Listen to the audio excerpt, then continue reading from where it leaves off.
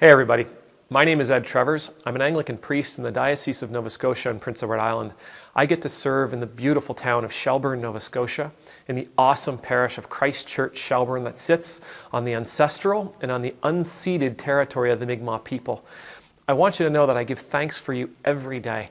I thank God for the time that you spend with me. I thank God for the prayers that you offer for me. And I thank God especially for all that you're teaching me in the comments and in the emails that I receive.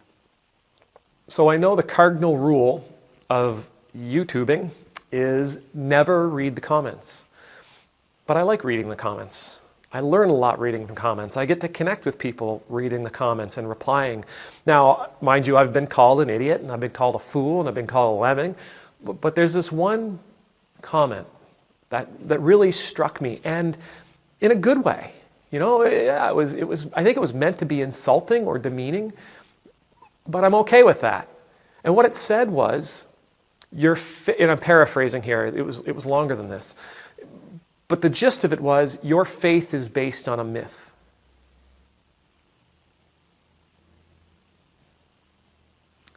Yeah.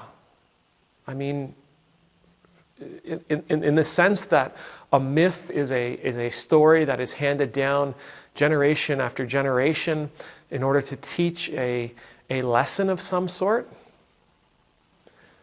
Well, yeah. Right? That's, for the longest time, that's exactly how my faith tradition would have passed down its understanding and would have passed down its stories.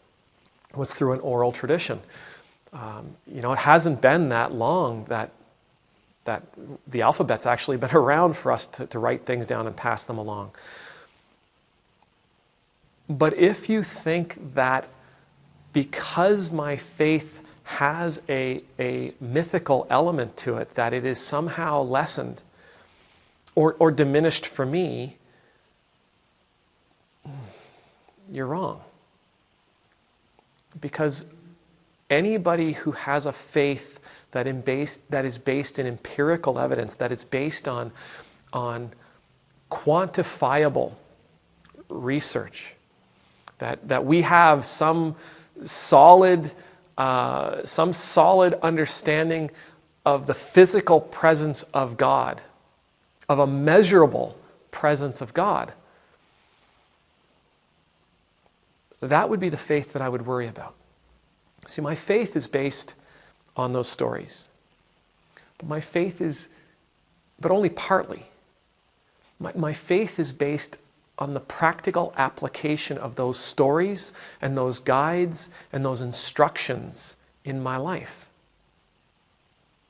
My faith is based on the questions that those sacred texts of mine make me ask, and the answers that I'm able to receive by looking around my life, by looking around our world, by the relationships that I have with the people in my community and now all over the world. I'm able to carry this faith because of all that this faith provides for me. Now, it's entirely possible at the end of the day that my time on earth is over and there is no God. In which case, what have I lost? My faith demands that I continually look inward, that I continually grow as a person, that I try to be the best possible person I can every single day. My faith demands that I commit myself to something greater than myself. My faith demands that I commit myself to the people around me.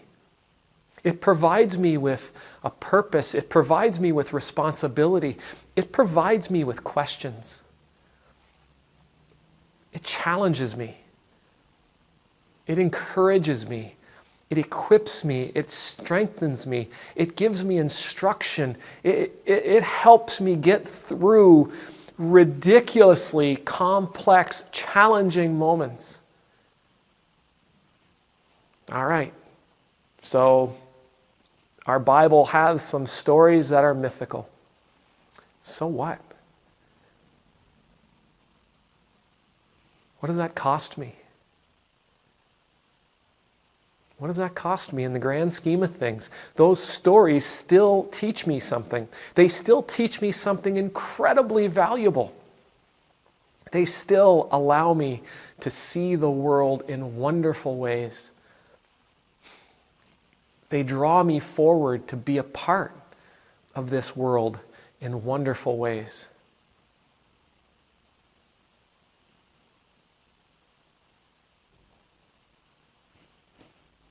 My faith is what it is. It comes from where it comes.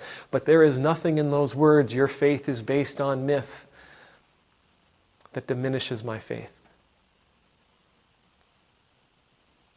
My faith provides me with the essence of my life. I'm a better person because of my faith. And I hope that the world around me is a better place because of my faith. Thank you for leaving that comment. Thank you for listening to me today. May the Lord bless you. May the Lord keep you. May the Lord make his face shine upon you and be gracious to you. May the Lord lift up his countenance upon you. And I pray that you too will know the peace of always being in the Lord's presence. And I pray that whatever your faith is, whatever you put your trust in, it's equipping, it's empowering, it's supporting, and it's helping you be the best person you can to make this world the best place it can. Amen.